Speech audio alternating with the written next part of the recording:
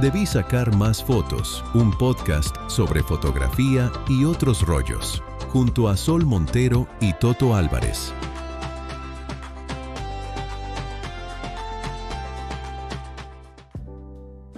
El significado de las imágenes se encuentra en su superficie.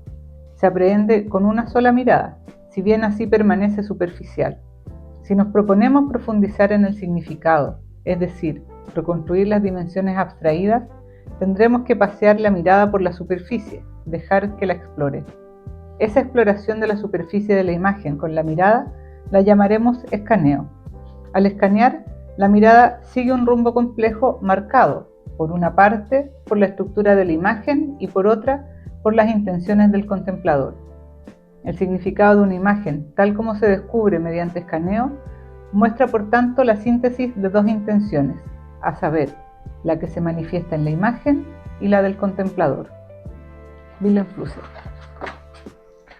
Hola Sol. Hola. Hola Néstor.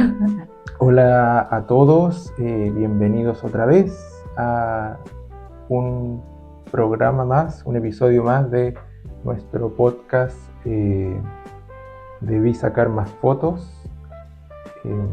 Sol. Hola, bueno, este es nuestro segundo capítulo y queremos hoy día hablar un poco sobre lo bello.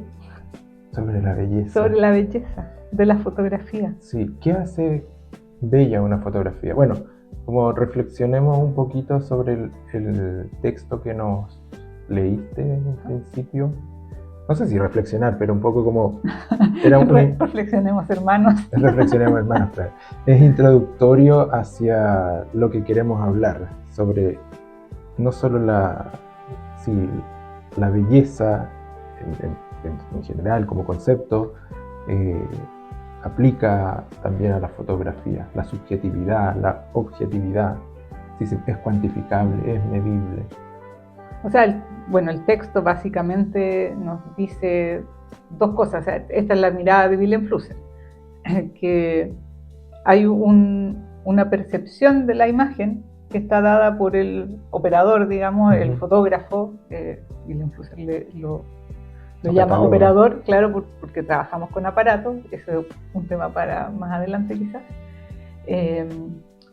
Y claro, está esa percepción que tiene el operador de la cámara, el que hace la imagen, el que finalmente recorta desde lo real o desde la realidad este cuadro, digamos, y lo compone. Y está esta otra percepción, que es la del contemplador, o sea, de la persona que mira esa imagen, que de alguna manera esta superficie con significado le va a otorgar un significado o no, y ambos pueden tener percepciones o ideas de belleza completamente distintas, y algo que es bello para mí, fotógrafo, puede no ser bello para ti, contemplador. O sea, básicamente eso es el texto, a mi entender. No sé si tú entendiste otra cosa. Sí, no, absolutamente. Totalmente se entiende eso, y yo creo que ya queda como zanjado, así que podemos dejar el programa hasta aquí. No. Claro, de aquí muchas gracias por ver. Gracias por escucharnos. No, sí, que siempre se dice y se argumenta en todo como la belleza es subjetiva y siempre va a estar en el ojo del espectador, y tiene como, o sea, las cargas valóricas que se le da a una imagen tiene que ver también. Otros autores, otros pensadores, otros filósofos, otros artistas han indicado también de que la fotografía se da por un contexto, o sea, la percepción de esa fotografía se da por el contexto de esa persona, histórico, social, cultural, por el bagaje cultural que pueda tener, por los elementos de percepción, cómo la comprende, cómo entiende su entorno, y eso de alguna manera podría definir una imagen como bella. En absoluto, claro. Va a ser una sentencia, como decíamos el otro día. Claro, igual hay un tema que podríamos agregar, que es como lo emocional. Claro. Porque lo emocional también a uno podría indicarle algo que puede ser bello o no, pero de alguna manera hay también ciertos elementos que a uno le pueden indicar si una fotografía cumple como con ciertos estándares o ciertos cánones que son más objetivos, porque todo lo que hemos nombrado, digamos, es como lo subjetivo, ese bagaje que uno tiene de como la cultura visual con la que uno llega y se enfrenta, ya sea o a hacer la foto o a ver una foto. Claro. Porque las culturas visuales, por ejemplo, las nuestras, son muy distintas de las generaciones que nos siguen y muy distintas de la generación de nuestros padres, porque ellos básicamente crecieron escuchando radio. Claro, y no tienen referentes visuales, o son muy pocos también, o sea, no hay que subestimar el hecho de la carencia o la falta como de espacios o situaciones para poder observar imágenes, porque en general, o sea, esto es aplicable, creo yo, a todas las cosas de la existencia. Puedes encontrar cosas bellas en la arquitectura, en el diseño, en el cine, en todas las cosas que podamos ver, percibir a través de los ojos, uno puede catalogarlas de bellas o no. Bueno, pero aquí nos vamos a enfocar como si podemos concluir de cómo se define una imagen bella. ¿Qué pensaban los fotógrafos o qué piensan los curadores de fotografía a la hora de elegir no sé si elegirla, pero finalmente como definen, porque a lo mejor hay fotos que se hacen célebres no porque sean bellas, ¿me entiendes? No, porque el contenido de la imagen, o porque son rupturistas. Claro. O sea, por ejemplo, estoy pensando ahora en las imágenes, por ejemplo, de Sebastião Salgado. Sebastião Salgado compone perfecto, o sea, la ley de los tercios, o la simetría, un blanco y negro lleno de detalles, claro, con unas texturas, es súper limpio para componer muchas veces, o sea, igual no es que todas sus imágenes sean simples, sino que hay imágenes complejas, pero es muy limpio para componer. Hay imágenes que son, no sé si te acuerdas de una imagen que aparece un árbol en África, un árbol y un grupo de personas, son como 3 personas que están como con estos mantos y hay como una tormenta de arena atrás y eso sería todo, o sea, no hay más elementos en la imagen.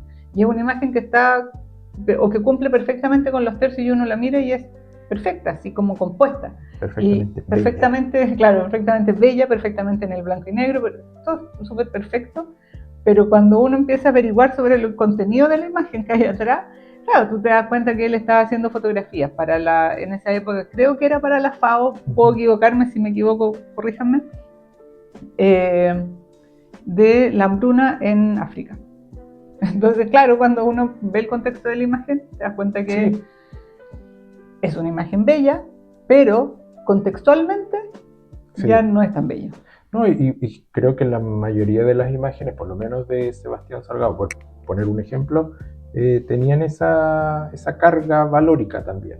Me recuerdo también esas imágenes de las minas, ¿me entiendes? Que también a mí me encanta, los trabajadores del oro. Es interesante ver cómo te puedes ir como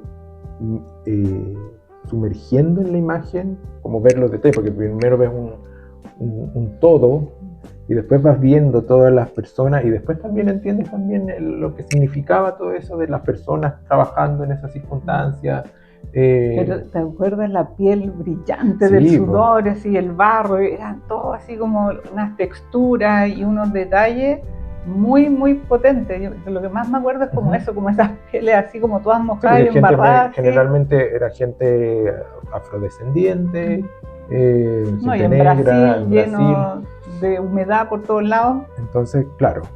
Entonces ahí uno dice, lo estamos mirando con una superficialidad, no estamos queriendo entender, o él quiso decir eso desde el principio y no sé si la palabra sea correcta, pero como banalizar o darle esa mirada superficial, no lo creo, pero en el lenguaje de cómo se comunica esa fotografía, claro, como que la estética pareciera de lo bello, está como sobre, finalmente lo que dices tú, la tragedia que se vive ahí, o las condiciones precarias de trabajo, o sea, hay todo un contexto social que uno podría como analizar y criticar quizás, claro. Pero hay como que sobre eso la belleza le gana finalmente. Me pasa como, es distinto como, ¿te acuerdas los retratos de Diane Arbus? Que sus imágenes también son retratos, uno podría decir son retratos que están como muy bien hechos, Sí. pero no es el mismo tipo de belleza. Claro. Digamos No, y las que- personas que se Sí. escogen, las personas que elige en particular, porque eso yo, en mi trabajo personal, Son súper distintos a tus retratos. sí, no, totalmente, pero es como eso, a veces se me ha cuestionado el hecho de que a veces elijo como belleza muy hegemónica, porque claro, yo trabajo mayormente con publicidad y yo respondo a un canon que tiene que no lo impongo yo, porque me ha pasado también que cuando quiero imponer algo distinto, me va mal, ¿me entiendes? Entonces cuando he querido Claro. como ser un poco más vanguardista, ahora en el último tiempo, por lo menos se han roto ciertos, no sé si roto, pero por lo menos ha entrado Se han abierto algunas pequeñas rendijas. ventanas, claro, para que los paradigmas vayan cambiando. Finalmente también yo siento que por lo menos en publicidad son ganchos comerciales nomás, como cuando hay algún movimiento social que está teniendo cierta connotación y cierta repercusión cultural, el capitalismo o las mismas empresas van a utilizar eso para poder posicionarse también, pues para poder fidelizar a la persona, para poder entrar en el mercado de alguna manera. Entonces se van a utilizar las minorías, se van a utilizar las diferencias, ¿cómo se llama? Las discapacidades.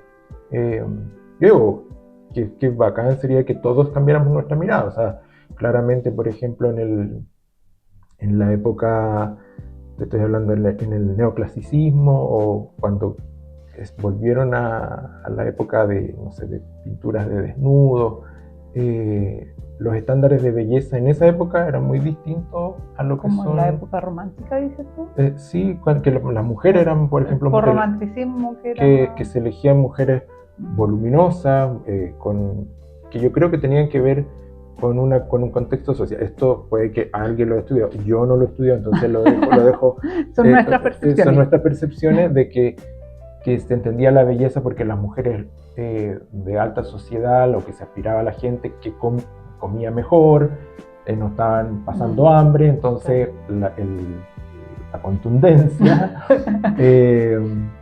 tenía que notarse. Entonces era un estándar de belleza. Una mujer bella era una mujer robusta, una mujer gorda, que calzaría ahora, ¿me entiendes? Entonces después todos esos paradigmas, esas normas han ido cambiando con el tiempo, y no sé quién lo instala, ¿me entiendes? Yo creo que la sociedad va cambiando, así como el lenguaje también, pero se dan de una manera un poco orgánica. Yo, volviendo un poco a tu tema, por ejemplo, el de lo de la publicidad, claro, la publicidad necesita vender, y en ese necesitar vender, claramente tiene que mantenerse como con ciertos cánones de lo que es políticamente bello.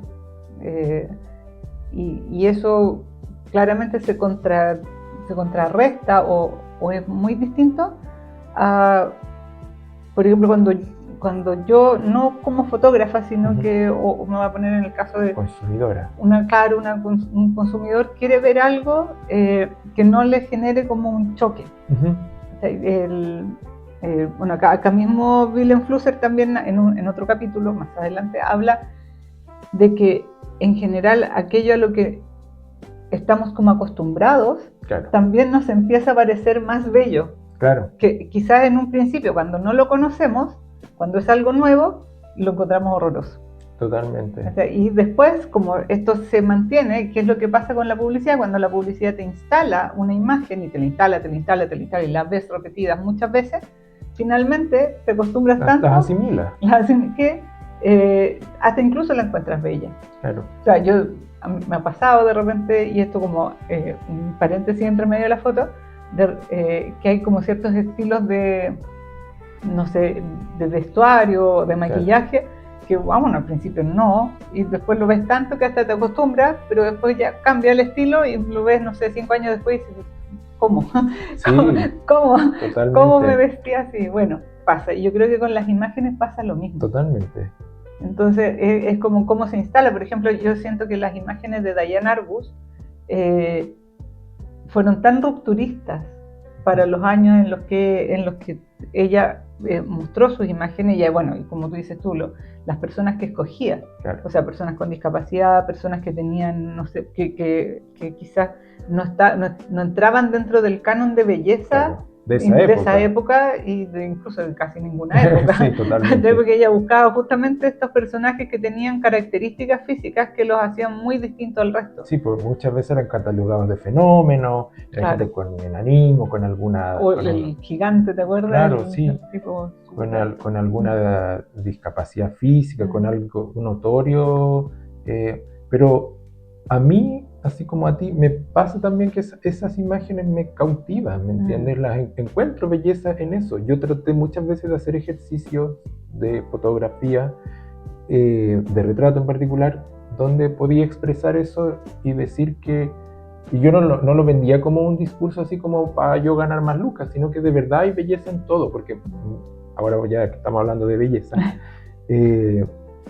mucha gente, por ejemplo, no me contratan para fotografía, me dicen, no, pero es que yo no soy modelo, yo no sirvo, me da mucha vergüenza, y es porque, claro, la sociedad, como decíamos, la sociedad, digo yo, en general, la cultura del consumo, te está ofreciendo ciertas cosas y la gente que no se siente representada en eso siente que no encaja y dice yo no puedo hacer eso tampoco. Entonces, claro, entonces ahora se autolimita.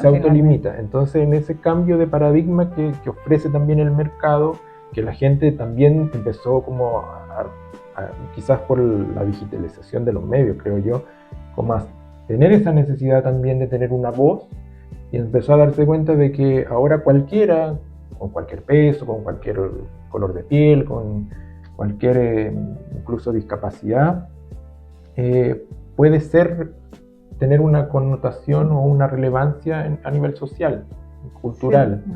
Claro, y yo creo que tiene que ver, es que claro, ese punto que tú tomas, me voy a ordenar, ese punto que tú tomas va más allá de la persona en sí, va como a la imagen que yo estoy realizando, y volvemos como a lo de Sebastián Salgado, por ejemplo, de que yo puedo tener un contexto muy terrible, una carga social muy dramática, pero puedo construir una imagen que, de acuerdo a la composición, de acuerdo como a los elementos, cómo los voy a distribuir dentro del cuadro, yo puedo hacer que esa imagen sea bella, porque claro, no es solo que, bueno, uno habla más como de las personas o de los retratos, pero no es solamente que hablemos de retratos, porque también hay muchas imágenes que uno puede ver, por ejemplo, de objetos, de flores, de plantas, de animales. O sea, yo lo que más me acuerdo de cuando hacía clases, yo no hice muchas clases de taller, la verdad, creo que hice muy pocas clases de taller, entonces no me tocó tanto, pero sí me tocó revisar muchos exámenes,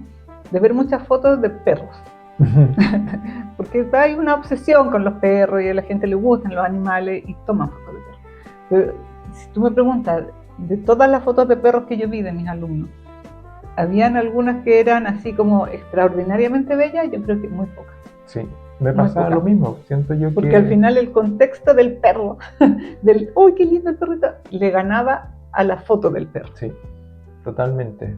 Yo estoy súper de acuerdo con eso, en que a veces también pues, se obsesiona. Me pasa, y vuelvo con esta, quizás no quiero caer en la redundancia, pero de muchas fotos de moda o de mise o de belleza que son súper fomes, planas, claro, no dicen nada, ¿entiendes? Claro, entonces es el otro lado, haciendo el paralelo con lo que tú dices de yo trato de buscar, la mujer es preciosa, o el hombre es precioso, está bien compuesta, está bien iluminada, comillas, digo, porque también, o sea, estoy viéndolo desde mi percepción y desde mi propio análisis.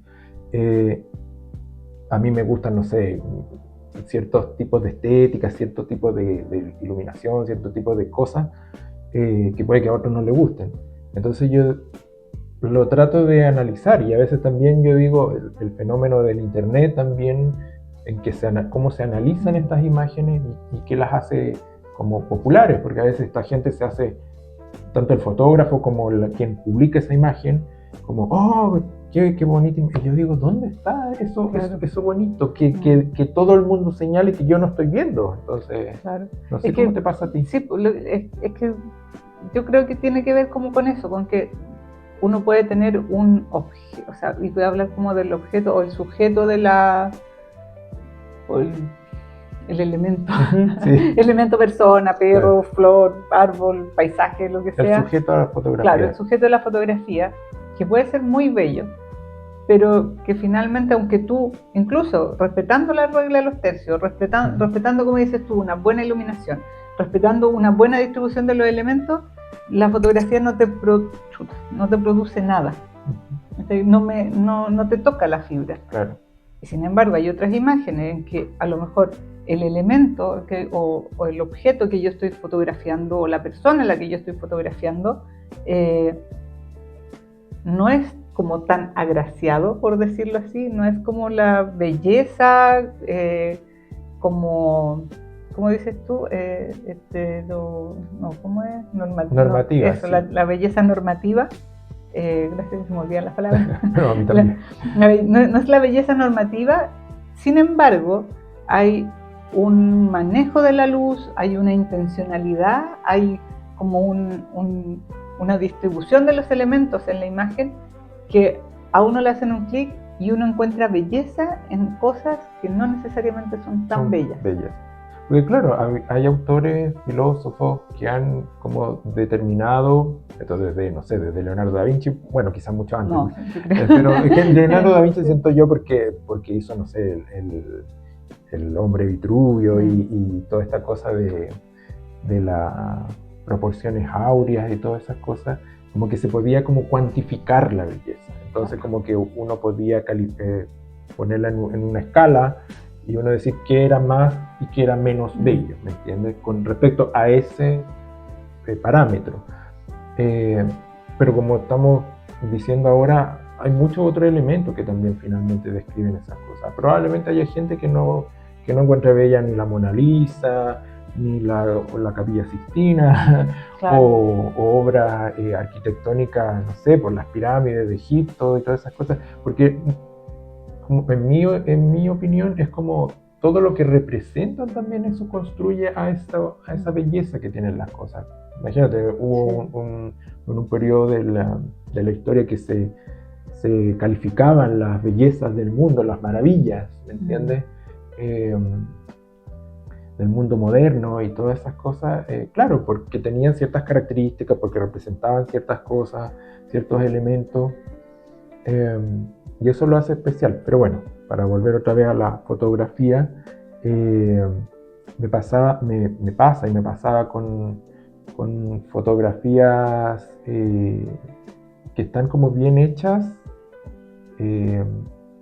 pero ¿cómo se llama? Pero conceptualmente como que dicen alguna cosa que hay como una cierta disonancia, no sé cómo explicarlo.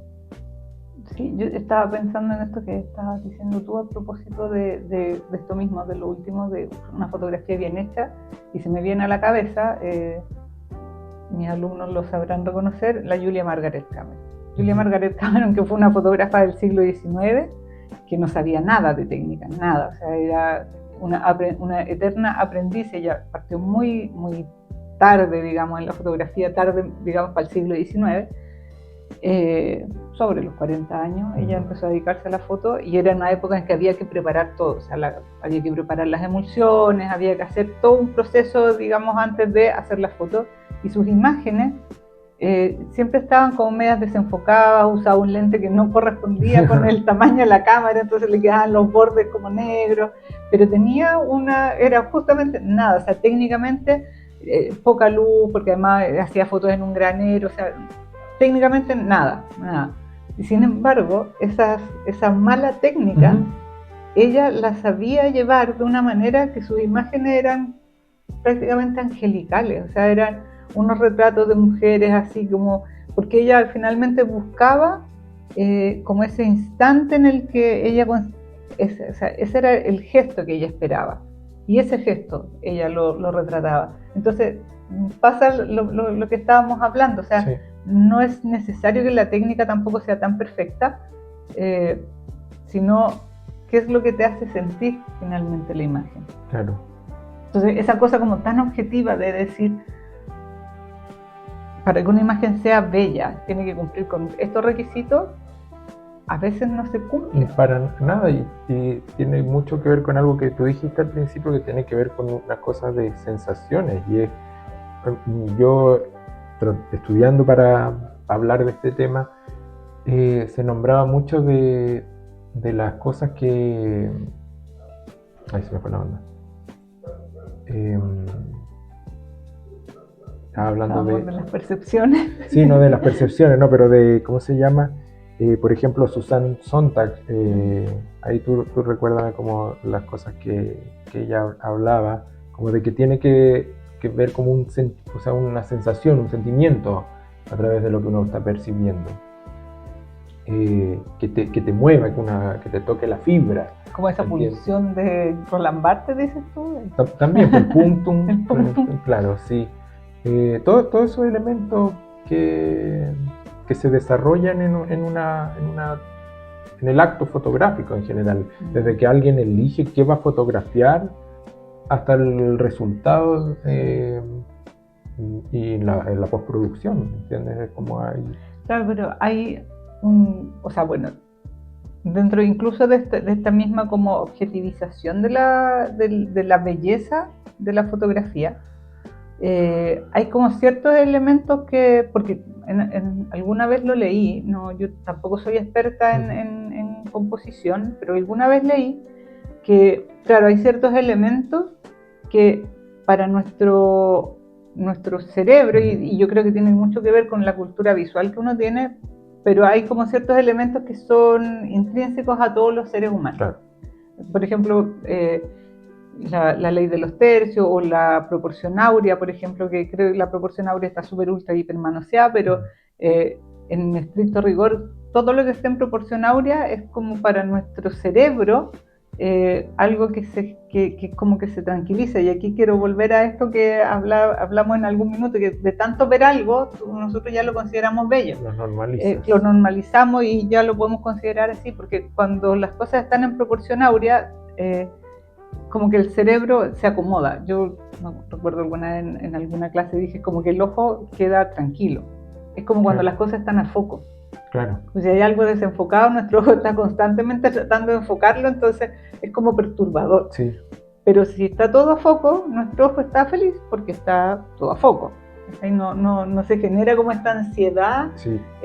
O el buscar algo que nos permita como descansar en la imagen. Y lo mismo pasa, siento yo, con estas imágenes que están como muy sobrecargadas de elementos, que si no hay un espacio donde el ojo descanse, un espacio como vacío donde el ojo descanse, es como que también la imagen agota.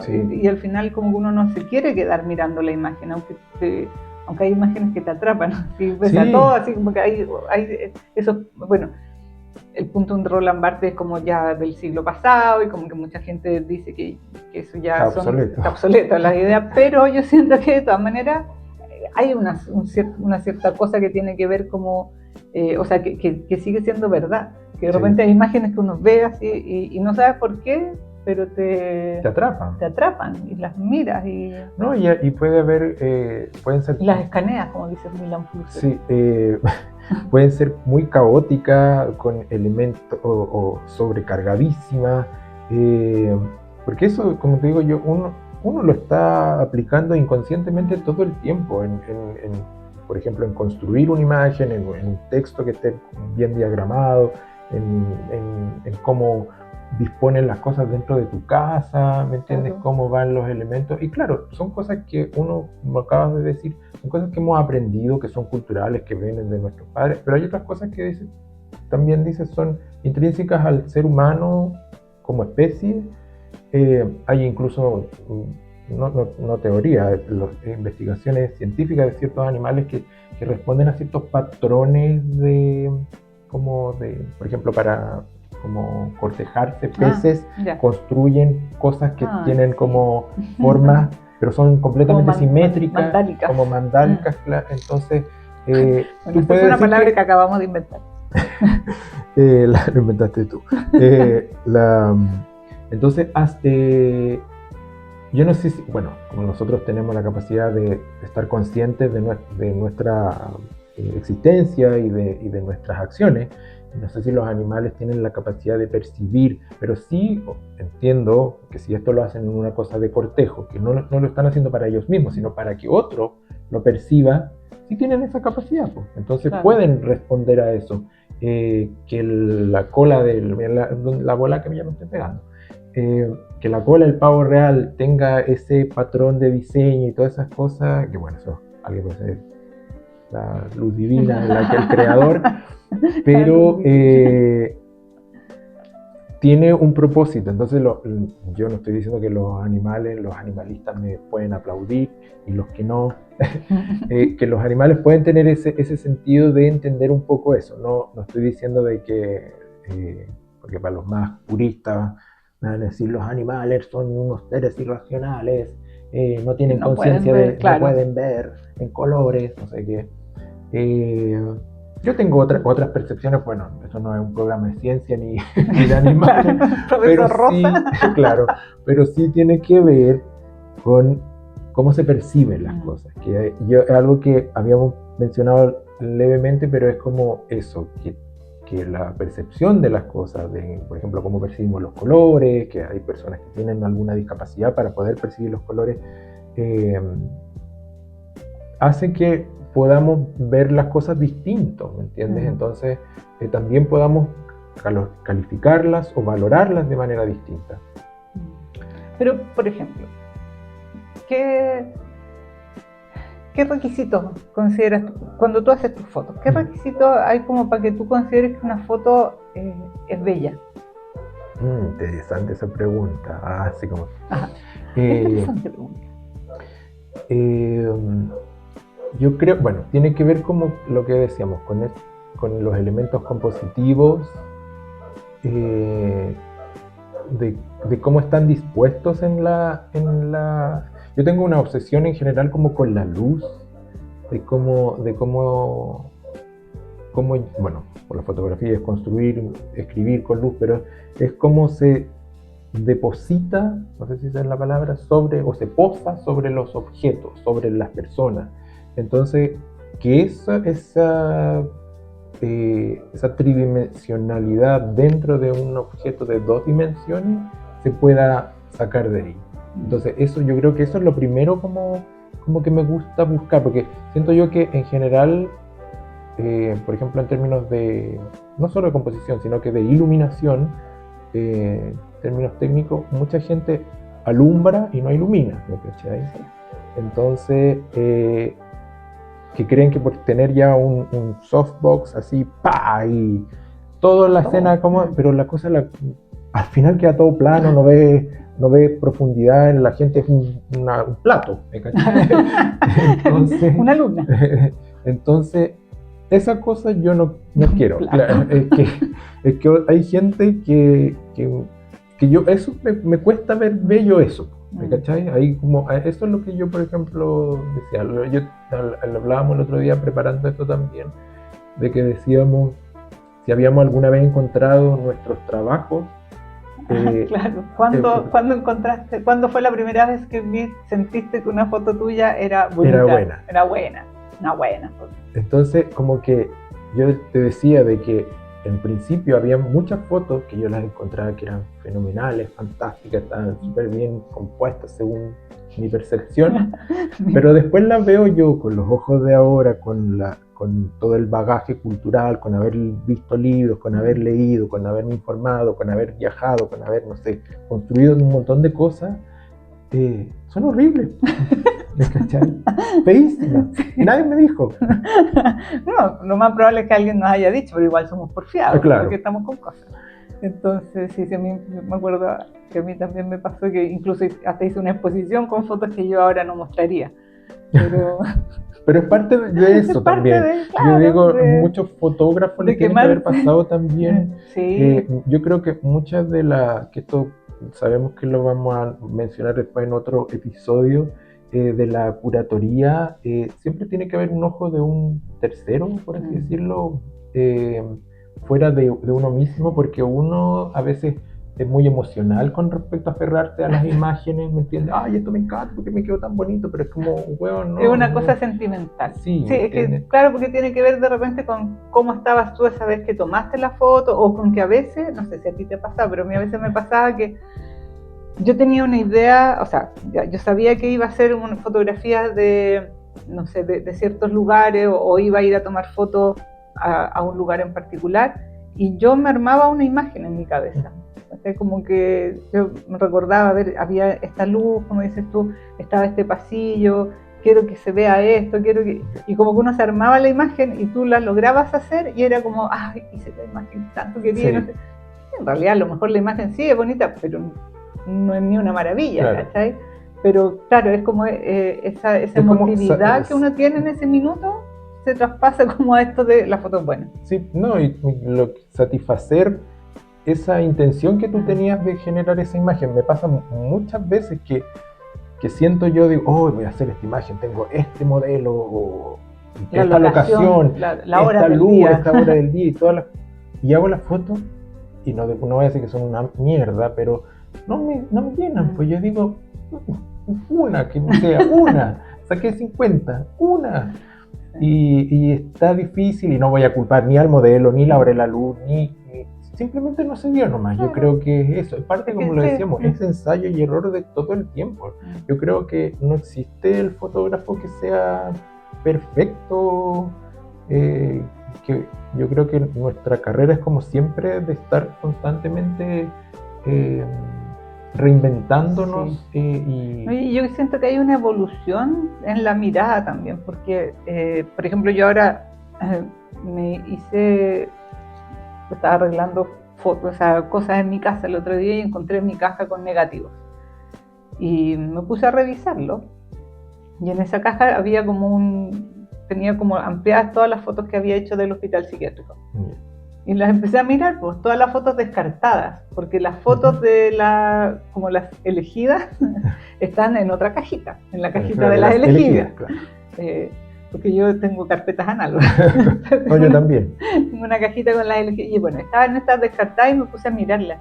Y te juro que encontré imágenes como para hacer otra serie, que no tiene que ver ni con los pacientes, ¿cachai? Ni con las personas, sino que como con ciertos lugares, como espacios como, no sé, pues había como una silla y una lámpara en un patio, como abandonada. Y como que tenía muchas fotos de espacios, así como en los hospitales psiquiátricos, que yo decía, oye, esto es como una serie nueva. Y las imágenes no estaban mal hechas, pero en el minuto en que yo hice la selección de las otras imágenes, claramente tenía o estaba buscando otra cosa. Y a lo mejor esas imágenes las hiciste, yo creo que tiene que ver con, de manera inconsciente, pero también por llenar un espacio de que ya necesito más fotos, necesito un número. Porque claro, porque como era con película, yo iba y decía, ya, hoy día tengo que hacer por lo menos 18 fotos.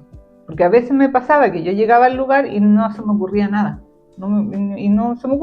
Y estaba ahí 2 horas en el hospital psiquiátrico, y claro, uno puede decir, oye, pero ¿cómo? Bueno, cuando vas yendo, no sé, durante 3 meses, todos los días, o es como que hay un minuto en que, claro, no te pasa nada, pero yo como que me obligaba y decía, ya, voy a hacer 18 fotos, para que después a la vez siguiente que iba, completara el rollo y lo pudiera revelar.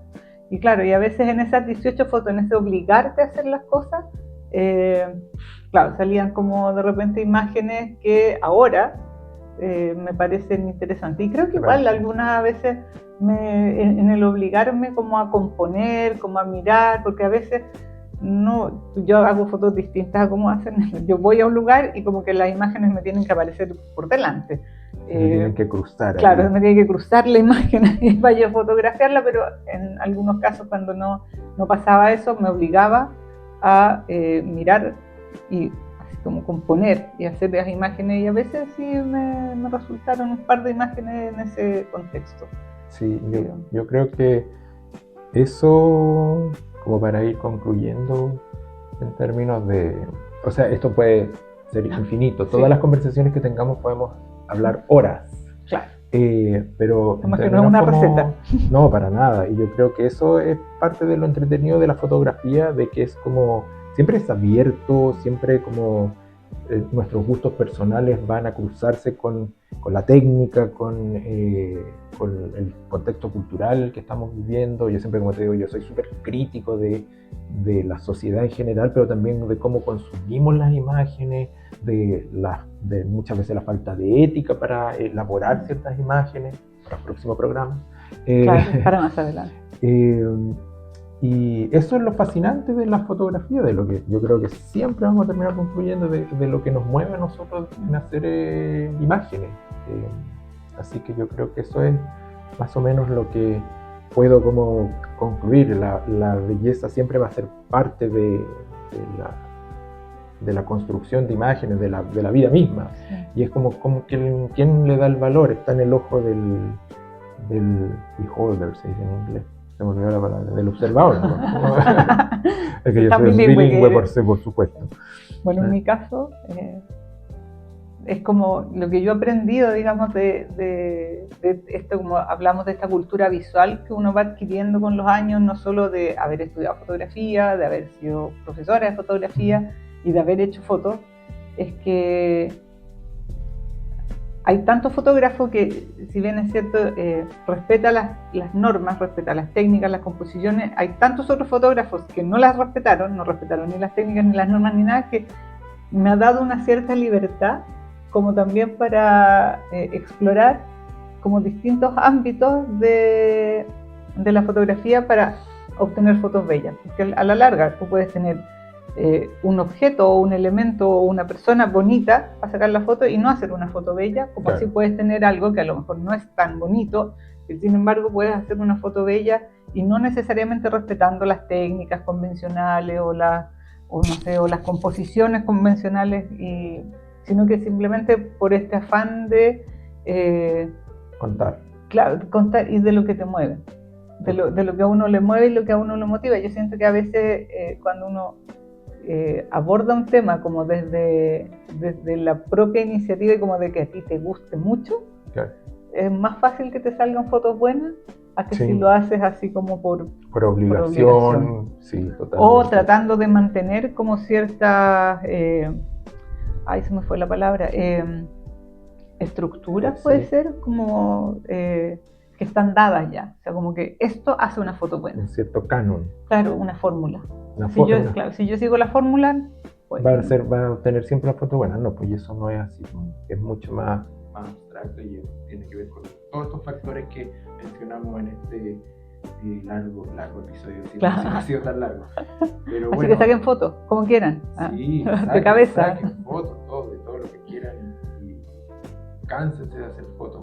Ahora que como tengo con los dispositivos digitales uno puede hacer muchas cosas, eso yo creo que es fantástico. Y bueno, aprovechando eso de que aprendan a hacer fotos, queremos invitarlos, seguirlos invitando a nuestro taller básico de fotografía.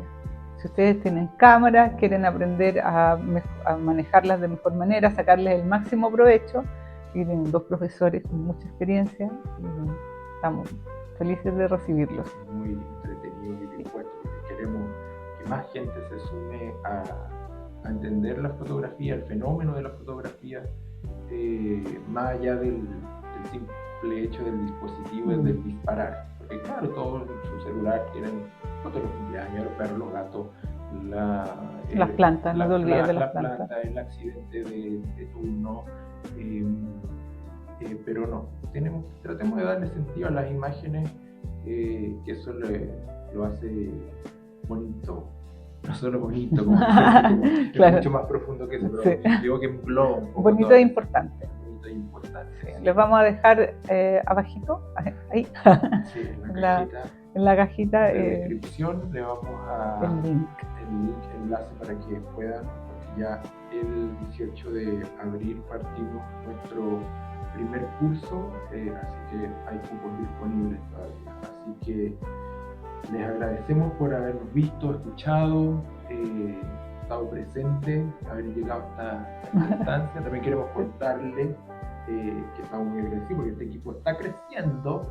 Tenemos una nueva colaboradora que no quiere aparecer en cámara, pero la vamos a mostrar porque estamos muy agradecidos de ella, porque ha creído también en nosotros, como nosotros creemos en nosotros mismos, nos apoyamos. Así que la Connie Constanza Barbera nos está apoyando detrás de cámara. Sí, somos cada vez más grandes.